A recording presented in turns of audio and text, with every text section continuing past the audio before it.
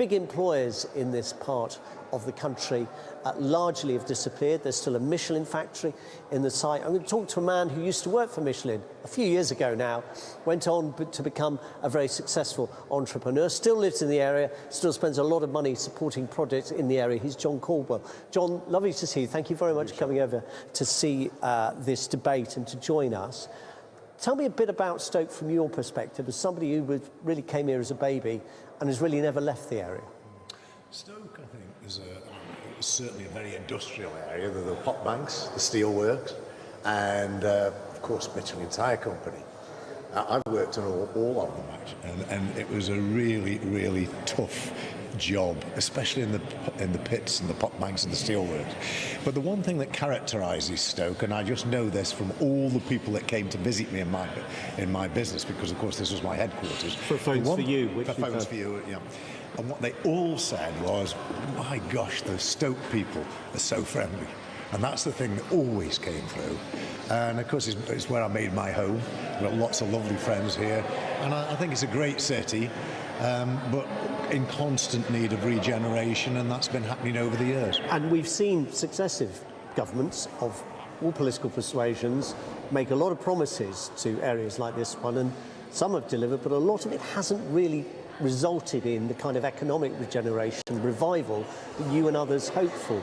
What do you need to hear tonight that would give you confidence, or might give you confidence, that one of these two people has a plan that could make a difference? Because you must have had a lot of plans in your years. I'm afraid I feel they're relatively planless.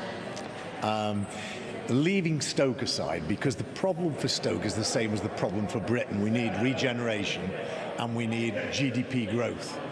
Now, when Rishi talks about effectively what he's calling austerity, that is not going to work. We need GDP growth. When Liz Truss talks about tax cuts, that's not going to work.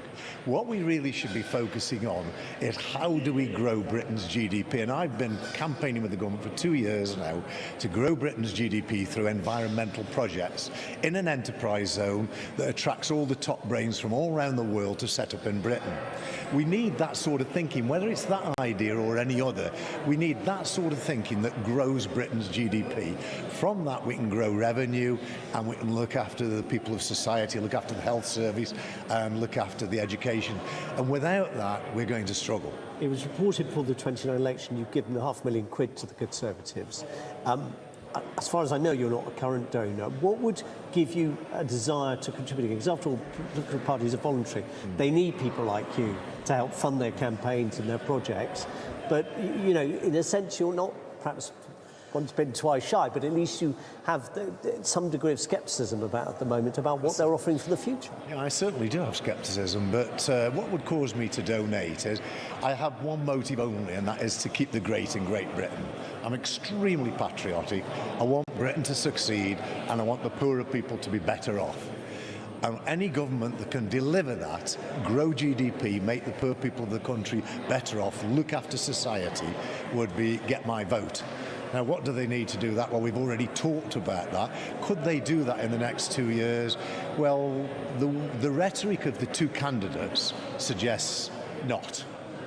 So I can't really see myself donating to the Tory party unless they surprise me.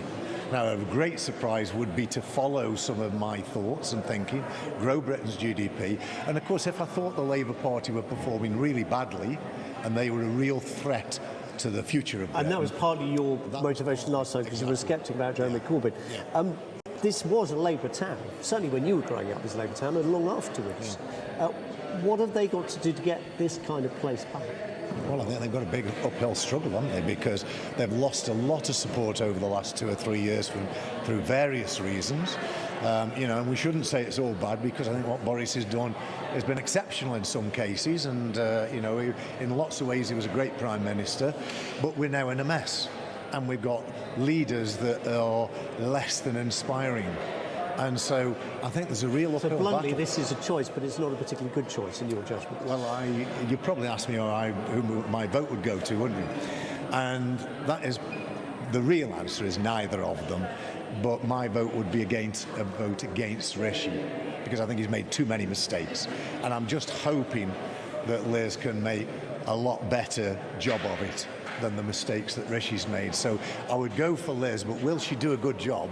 Well, I pray, because Britain needs it. John Caudwell, entrepreneur and philanthropist, thank you very much. Good to speak to you. Thanks for your time. We'll be interested to see what you make of the debate afterwards.